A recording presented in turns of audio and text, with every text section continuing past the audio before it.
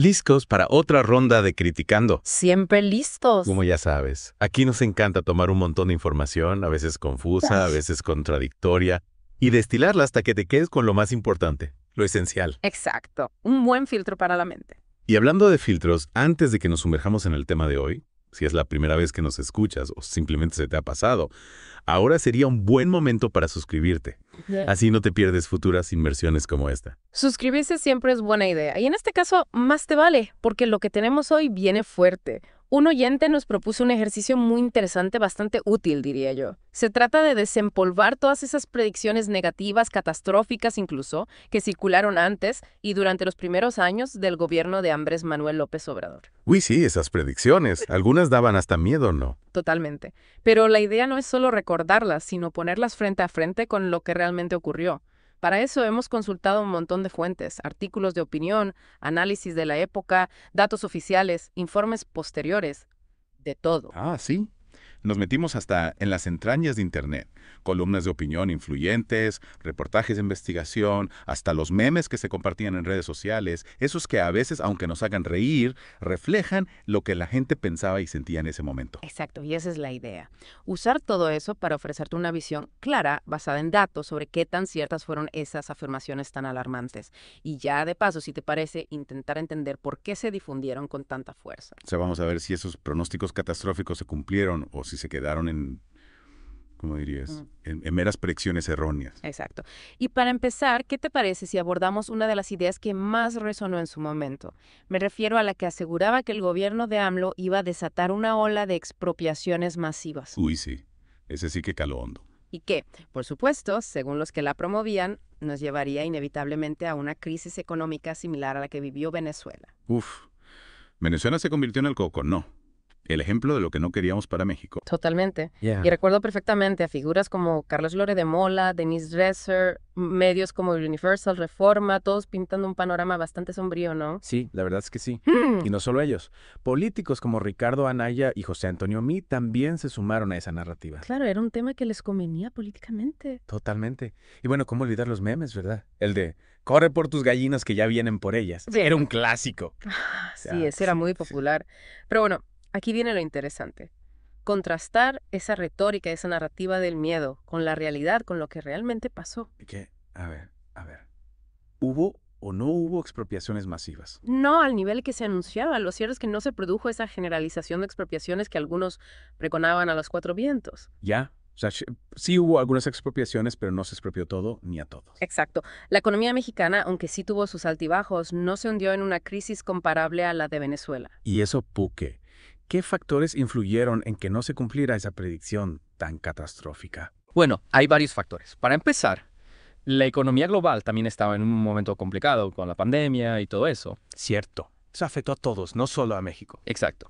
Y a pesar de la incertidumbre inicial, la inversión extranjera directa, o sea, la lana que viene de otros países para invertir aquí, siguió llegando. Ajá, o sea que no le tuvieron tanto miedo a AMLO, como decían. Bueno, eso es interpretable, pero los datos del Banco de México y la Secretaría de Economía sí muestran que la inversión extranjera no se fue del país en masa. Interesante. ¿Y el INEGI? ¿Qué dice el INEGI de todo esto? El INEGI, que es el Instituto Nacional de Estadística y Geografía, reportó crecimiento del PIB, del Producto Interno Bruto, en varios trimestres. O sea que la economía en general estaba creciendo en ciertos periodos. Exactamente.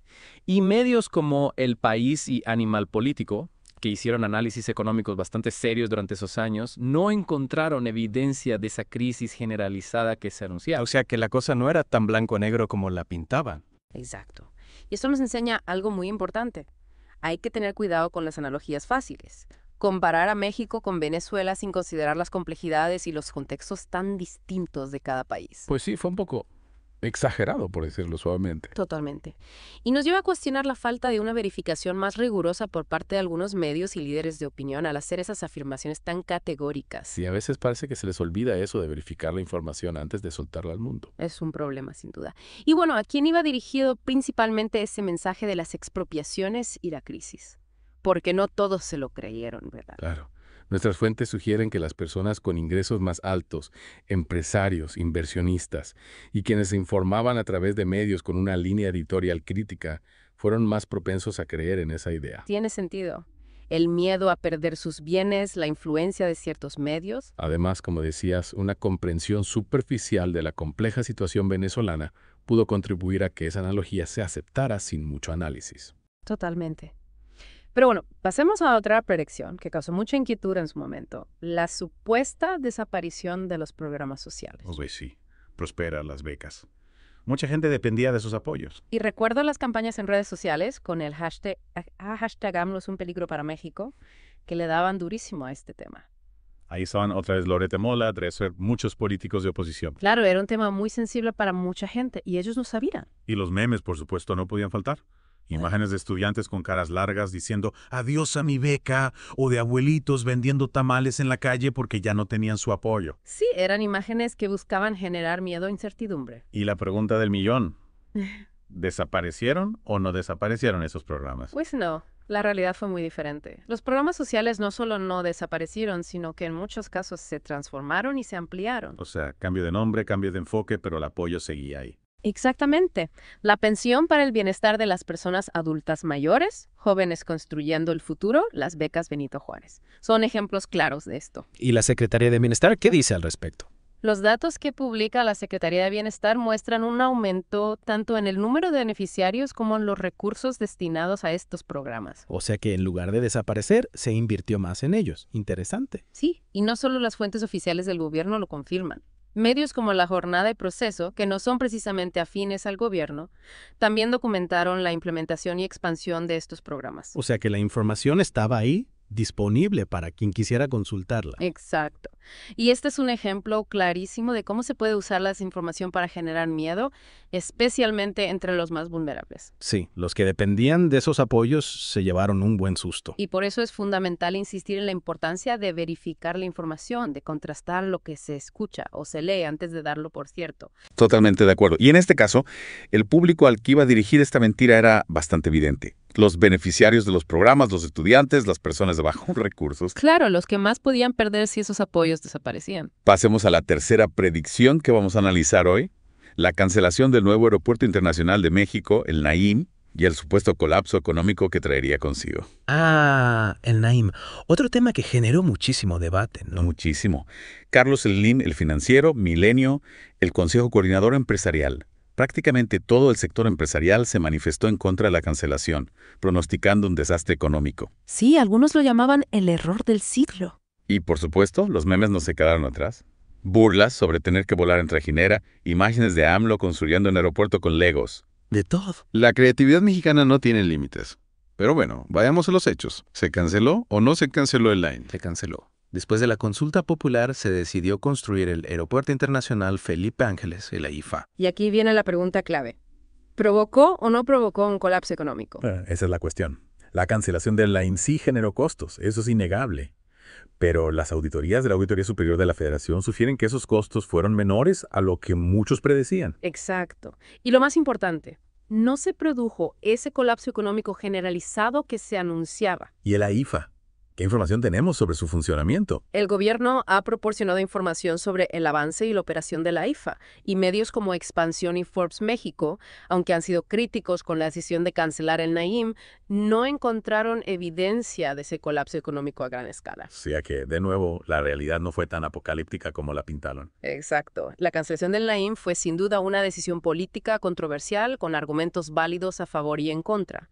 Pero lo que nos interesa aquí es que el desastre económico que se predijo no se materializó. Una vez más, la importancia de basar nuestras evaluaciones en los resultados concretos, no en predicciones catastróficas. Totalmente. ¿Y quiénes fueron los que más creyeron en esta predicción?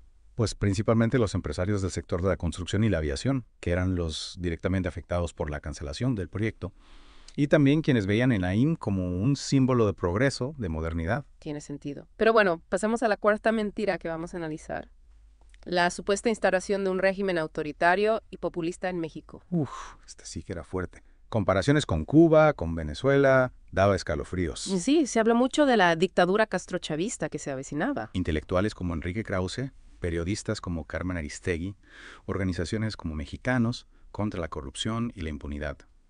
Todos expresaron su temor ante esa posibilidad. Y los memes, por supuesto, no se quedaron atrás. Imágenes del comandante AMLO, advertencias sobre la llegada de cartillas de racionamiento a México. Una locura. Pero a ver. ¿Se convirtió o no se convirtió México en una dictadura? Pues no.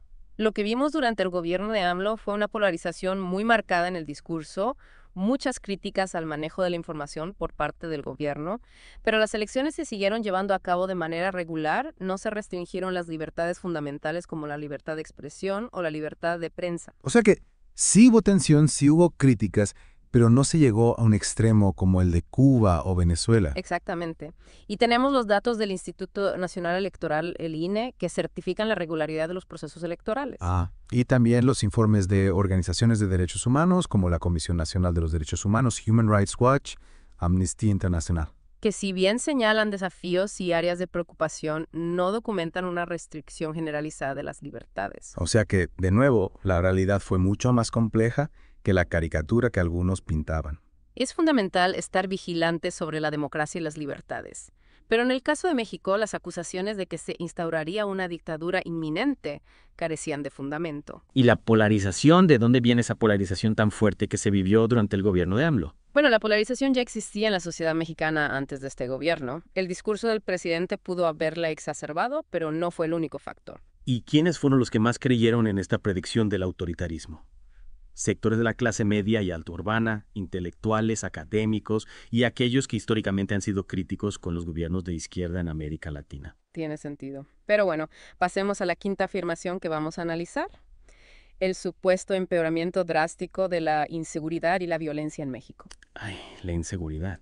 Un tema que siempre está presente, por desgracia. Sí, y durante el gobierno de AMLO, muchos medios y organizaciones alertaron sobre un posible aumento de la violencia. El Sol de México, La Razón, el Observatorio Nacional Ciudadano, todos pintaban un panorama bastante preocupante. Y los memes, por supuesto, no se quedaron atrás. Imágenes de sálvese quien pueda, alertas de que México había alcanzado el máximo nivel de inseguridad. Pero, ¿qué dicen las cifras? ¿Realmente empeoró la situación de manera drástica? La realidad es que no hubo un empeoramiento drástico generalizado en todo el país. La situación es muy compleja, con diferentes tendencias dependiendo del tipo de delito y de la región. O sea que no se puede hablar de un aumento uniforme de la violencia. Exactamente. Y la estrategia de seguridad del gobierno, basada en la Guardia Nacional y en la atención a las causas de la violencia, tuvo resultados mixtos. Algunos delitos bajaron, otros se mantuvieron, otros aumentaron. Exacto. Y los datos del Secretariado Ejecutivo del Sistema Nacional de Seguridad Pública son esenciales para entender esta complejidad. Y medios como Nexos y Letras Libres también han publicado análisis interesantes sobre los desafíos y las limitaciones de la política de seguridad. Simplificar un problema como la inseguridad y atribuir su supuesto empeoramiento a un solo factor es un error.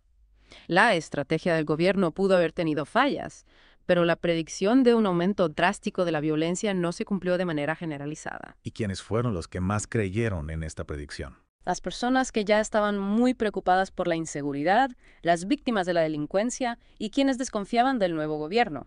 Tiene sentido. El miedo a la violencia es un factor muy poderoso. Sin duda. Bueno, pasemos a la sexta mentira. La supuesta destrucción de la relación con Estados Unidos y Canadá y la afectación al comercio. Sí. Con Trump en la Casa Blanca, la cosa pintaba fea. La American Chamber of Commerce of Mexico, El Economista. Muchas voces expresaron su preocupación por las fricciones con nuestros socios comerciales. Y los memes, por supuesto, se cebaron con el tema. El fin del Tratado de Libre Comercio, peleas infantiles entre Trump y AMLO. Pero bueno, ¿qué pasó en realidad? ¿Se destruyó la relación con Estados Unidos y Canadá? No. A pesar de las tensiones, el TIMEC, el nuevo tratado comercial, se ratificó y la relación comercial se mantuvo. O sea, que no hubo un colapso económico por problemas con nuestros principales socios comerciales. Exactamente. Y las cifras de la Secretaría de Relaciones Exteriores, la Secretaría de Economía, los informes del Banco Mundial, del FMI, todos lo confirman. Incluso, medios como The Wall Street Journal y Bloomberg reportaron sobre la estabilidad de la relación comercial. O sea que, una vez más, el desastre que se predecía no se materializó. Exacto. A pesar de las diferencias ideológicas y algunos momentos de tensión, se mantuvo una relación pragmática en el ámbito comercial. ¿Y quiénes fueron los que más creyeron en esta predicción? Empresarios del comercio internacional, personas preocupadas por la economía y la diplomacia, y quienes recordaban las tensiones históricas entre México y Estados Unidos. Tiene sentido. La incertidumbre siempre genera miedo. Sin duda. Bueno, pasemos a la séptima predicción. el supuesto endeudamiento masivo del país para financiar proyectos populistas. Ah, la deuda. Otro tema que siempre genera debate. El CIEP, el financiero. Muchas voces advirtieron sobre un posible aumento descontrolado de la deuda pública. Y los memes, por supuesto, pintaban un panorama catastrófico. México endeudado hasta las cejas, al borde de la bancarrota. Pero ¿qué dicen los datos? Realmente hubo un endeudamiento masivo e irresponsable. La deuda pública sí aumentó durante el gobierno de AMLO, pero este aumento estuvo influenciado por factores externos como la pandemia. La crisis de COVID-19 afectó las finanzas públicas de muchos países. Exacto. Y el gobierno implementó una política de austeridad en otros rubros. Además, el aumento de la deuda no fue desproporcionado en comparación con otros países y con administraciones anteriores en México. O sea que no se puede hablar de un endeudamiento descontrolado. Exacto. Los datos de la Secretaría de Hacienda, del Banco de México, los informes del FMI, todos lo confirman. ¿Y quiénes fueron los que más creyeron en esta predicción? Los contribuyentes, los expertos en economía, las personas preocupadas por la estabilidad económica a largo plazo. La deuda siempre es un tema sensible. Sin duda. Bueno, pasemos a la octava mentira. La polarización y la división de la sociedad y la supuesta generación de conflictos sociales. Esa polarización sí que se sentía en el ambiente, ¿verdad? Sí, el discurso del presidente generó mucha división, mucho enfrentamiento. Analistas políticos, columnistas, líderes de la sociedad civil, todos expresaron su preocupación por ese tono confrontacional. Y los memes, por supuesto, reflejaban esa división. Chairos contra fifís, familias divididas por la política. Pero esa polarización se tradujo en conflictos sociales graves, en violencia. No, la polarización fue muy intensa en el debate público y en las redes sociales, pero no se tradujo en violencia generalizada ni en una ruptura del orden constitucional. O sea que la cosa no llegó a mayores. Exactamente. Las encuestas de opinión, como las de El País en Col y Reforma, muestran la división, pero no un estallido social. Y el análisis del discurso político también evidencia esa polarización, pero no un llamado a la violencia. Exacto. Y hay que recordar que la sociedad mexicana ya estaba polarizada antes de este gobierno. El discurso del presidente pudo haberla exacerbado, pero no fue el único factor. ¿Y quiénes fueron los que más creyeron en esta predicción? Las personas con convicciones políticas muy fuertes, los usuarios de redes sociales y quienes se identificaban con alguno de los bandos de la polarización. La polarización siempre es peligrosa, pero afortunadamente no se desbordó. Exacto. Bueno, pasemos a la novena afirmación, el supuesto desmantelamiento de las instituciones autónomas y el debilitamiento de la democracia. Y sí, el INE, el INAI, la CNDH. Hubo mucha preocupación por la autonomía de estas instituciones. Académicos, organizaciones de la sociedad civil, medios como Proceso y Animal Político, todos alertaron sobre posibles ataques a su independencia. Y los memes, por supuesto, no se quedaron atrás. Un adiós al INE en la democracia mexicana en terapia intensiva. ¿Pero qué pasó en realidad? ¿Se desmantelaron estas instituciones? No, sí hubo tensiones, sí hubo críticas, sí se propusieron reformas que generaron debate. Pero las instituciones siguieron operando, aunque con presiones y algunos cambios en su liderazgo y presupuesto. O sea que no hubo un ataque frontal a su autonomía. Exacto. Los informes del INE, del INAI, de la CNDH, todos muestran que siguieron funcionando. Y los análisis de organizaciones como Artículo 19 y Fundar también ofrecen información valiosa sobre este tema. La autonomía de las instituciones es fundamental para la democracia y hay que defenderla. Totalmente de acuerdo. ¿Y quiénes fueron los que más creyeron en esta predicción? Los ciudadanos comprometidos con la democracia, los académicos, los abogados, los periodistas, los activistas. Tiene sentido. Son los que más valoran la independencia de las instituciones. Y finalmente la décima mentira. La idea de que AMLO iba a gobernar solo para los pobres, olvidándose de la clase media y los empresarios. Ah, sí.